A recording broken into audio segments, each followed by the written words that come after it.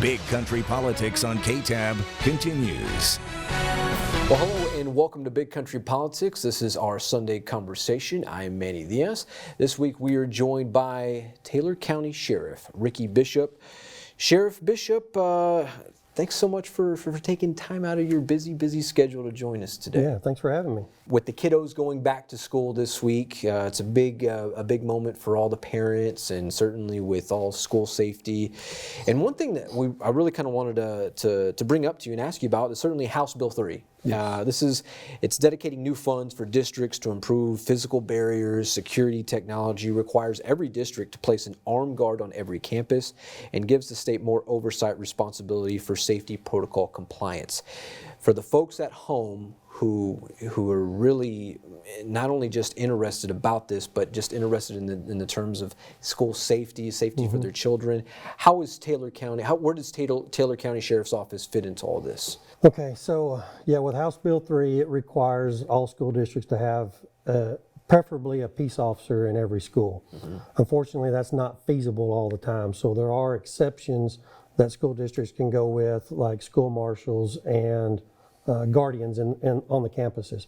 Plus, there's other things that the schools have to do security-wise with doors and cameras and different things. But we've been doing school safety for a long time. This is based out of what happened in Uvalde, and even before Uvalde happened, we've been working with our school districts to make sure that they were safe and doing active shooter drills in the schools. All last summer and this summer, we worked with Gymnet ISD on all 3 of their campuses and included the Highway Patrol and all the school marshals in that district to participate in active shooter drills with all of our officers and our range master. Our range master is actually the one that teaches the majority of the school marshal programs for the state of Texas.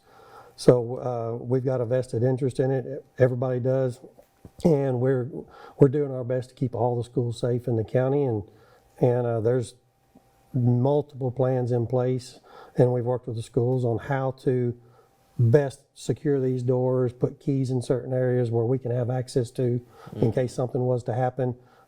We can go straight to those areas and get to know who their school marshals are and keep everybody as safe as possible. How safe are these schools in terms of, these barriers and things like that could prevent somebody from coming in? Based on what we have seen so far, things are secure. You're always going to have a malfunction somewhere, or somebody leaves a door propped open with a rock where they shouldn't, or that sort of thing. But I know with Gymnet ISD, it is secure. Merkel is secure. We actually did a training exercise with Merkel PD earlier this year. I think it was in February. A large joint exercise with multiple agencies, and that identified some things that needed to change. And to my knowledge, all that's been changed. They have their own school marshal or school resource officer, along with school marshals and guardians there. So Merkel PD is handling their district, and then with Trent, we work with them as much as we can to make sure they've got things squared away themselves. For some of these smaller school districts, the resource officer, it's might be a challenge.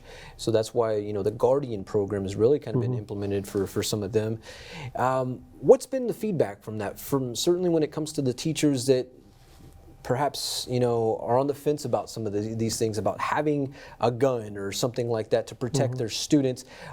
Have you all seen more in favor of this, or some that are just like, gosh, I wish we could have more of a presence of a resource officer? Well, for most schools around here, we've been doing it for years. We've had SROs in the county for, I think, 15 years now, 10 to 15 years. And, when the Guardian program came out, the school marshal program, just about every district in the county sent someone and got someone qualified to do that. So this is really nothing new. There's just some other regulations that the schools have to do with the state, filing paperwork, making sure certain things are done a certain way. And then, everyone would rather have a peace officer in their school. They'd rather have a deputy or a police officer, just because command presence, that uniform is standing there. And when people see that, sometimes they act right, sometimes they don't. But it's the presence. And that's what everybody would prefer to see. And I'd much rather put a uniformed officer in every campus, but with budgets and trying to get manpower, it's not feasible in some counties. And having guardians and school marshals helps alleviate some of that until we can either get that done and working in conjunction with each other, or just, work as close as we can the way it is. When it comes to Taylor County and having the ability to have these resource officers, is that working with, when it comes to the budget, is that something that y'all are able to do, or is it a challenge? To add more, it's a challenge because the budget is so tight this year that all new positions that I asked for were cut out of the budget completely. And I still have 2 school resource officers. Ideally, I need 5 or 6 more, so I can have one on every single campus. But right now we've got them floating between campuses. Because just not counting Merkel, I've got 6 campuses that we have to cover in the county. Wow. We're going to take a quick commercial break, but when we come back, more with Taylor County Sheriff Ricky Bishop right here on Big Country Politics. Big Country Politics on KTAB continues. Well, welcome back to Big Country Politics. This is our Sunday conversation. I'm Manny Diaz. Our special guest this week is Taylor County Sheriff Ricky Bishop. Sheriff Bishop, we were talking about school safety in the first segment. Tell me, before we kind of get into anything else, do you plan to run for Taylor County Sheriff? Yes, I do. We've got a lot of things that we've done. There's a lot of things I still want to do. We finally moved the sheriff's office into the 21st century with computers. All patrol cars were outfitted with computers just a few months ago. We're waiting on the software to finish being built, but the computers are there. We've increased salaries. When I first took office in 2013, starting salary was $25,000 a year. If things go well, this budget, starting salary for a deputy is going to be $53,500, and a jailer is going to be $49,500. We're a lot closer to where we need to be. We've still got some more room there. We still need to add more employees. We still need to just keep improving and to protect the citizens of the county. I've still got a lot of things to do. I think we've made a lot of headway. All the employees that I've talked to over the last several months, because I talked to all of them about budget. I have meetings with the jail, and I catch employees doing their briefings and inform them on the budget, ask them about morale, how's things going. Right now, everybody's morale, they tell me, they say is fine. The only part of the morale they're frustrated with is things that come out of budget in the commissioner's court. That's where they're telling me their only frustrations are.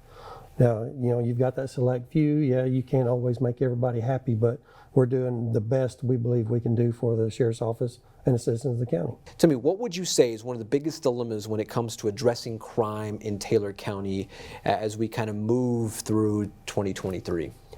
The biggest dilemma is probably the manpower, just having enough people to patrol the county. I've got 36 patrolmen for 920 square miles, and I actually need about 16 more. Several years we've been cut at budget on those new positions, but the county's, the growth is not slowing down. Even with inflation the way it is, there's still houses being built, and we've still got a lot of people moving into the county. But that's probably the biggest thing. We are stretched a little bit thinner right now because Merkel PD is short-staffed. They only have 3 officers, 1 working the school, and 2 working patrol. And so when they're not on duty, we're having to cover the entire city of Merkel. Right now, it's at nights and weekends. Well, let's talk about the Taylor County Jail. It was back at the end of July. We did a story with you, on how the jail is moving from a pen and paper system to an all electronic system when it comes to tracking inmates. In fact, the inmates are fitting the bill. The initial cost of this is $45,000, and $1,500 a month after that. It's coming out of the commissary account. Tell me about this. We talked about it before the show here. Was this inspired? Was this already on the books to happen, or was this inspired following, a few of these incidents where we had inmates escape from the Taylor County Jail? So the last inmate that escaped, it had nothing to do with tracking. It was just the fact that we had an officer that opened the wrong door, and didn't follow up on what he did until an hour later. And so that's why that inmate escaped. We investigated it, we changed some procedures, and then that officer is no longer working for us. This is a tracking system that even when I worked into the jail, it was talked about, but there wasn't any system that would actually work the way we wanted it to. So we have to do cell checks every hour, check on all the inmates. So that's pen and paper right now. Mm-hmm. Pen and paper is easy to, lack of better words, you can lie on pen and paper. You can falsify a government document. With this system, you cannot do that. So if an officer is late for checking on his inmates for that hour, an alarm will sound that you need to go check on your inmates. And then if he doesn't acknowledge that alarm, another alarm will sound with him and his supervisors, you need to go check on these people. And so it's going to be some heavy reminders and for people to do what they need to. Plus, anytime an inmate needs some medication, over-the-counter medication, we can scan their armbands, show when they got it, so they're not getting Tylenol every 2 hours. They're getting it every 4 to 6 hours like they should, and that sort of thing. And we can also scan when they go out for rec, because they have to have several hours of sunlight every week. So we'll be able to scan for that and keep better documentation, because right now, whenever the Commission on Jail Standards wants to do a inspection, we send them stacks of paperwork for them to review, where now we'll be able to just send them an electronic file so they can review it. You have you're kind of launching a campaign here regarding loose livestock / fence damage. Tell me about this. This appears to be very interesting because there's a lot of rural areas, a lot of country areas out here in Taylor County. Tell us about what you're launching here. So myself, my chief deputy attended a school at conference, and they're doing this in South Texas in Jim Wells County, and this is an example of what we're looking at doing. But we have a form here that we need to collect information from our citizens, and we're going to keep this information private. It's only going to be given to the sheriff's office personnel, but I have a form for everyone to fill out with their ranch name, the ranch owner, any contact information, the address of their ranch, the locations, the total number of livestock they have, to the type of livestock they have, any brands, ear tags, identifying marks. And when they fill out this form, this is no cost to the public.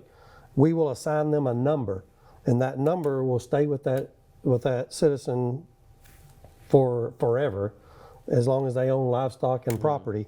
And then if somebody runs through their fence, the cattle are out. If the public sees it, or even a deputy comes by, they just call back into dispatch with this tag number, and then we can contact the owner on their cattle or fence being damaged if somebody has a wreck. And not only can that number be used for that, but they can use it to put on any of their equipment, lawnmowers to tractors, hay balers, whatever they need to, as an identifying mark to show this belongs to me in case it comes up missing or stolen for whatever reason. Interesting. Well, that's cool. So we'll have a link for this, or we'll have more information for this on our website, bigcountryhomepage.com, in the article regarding this. Sheriff Ricky Bishop, thank you so much for joining us today. Thank you. I appreciate it. Yes, sir. The quintessential lawman. You always have that look to you. Thank you. Alrighty. For Sheriff Ricky Bishop, I am Manny Diaz. This has been another Sunday Conversation right here on Big Country Politics. We'll see you next time.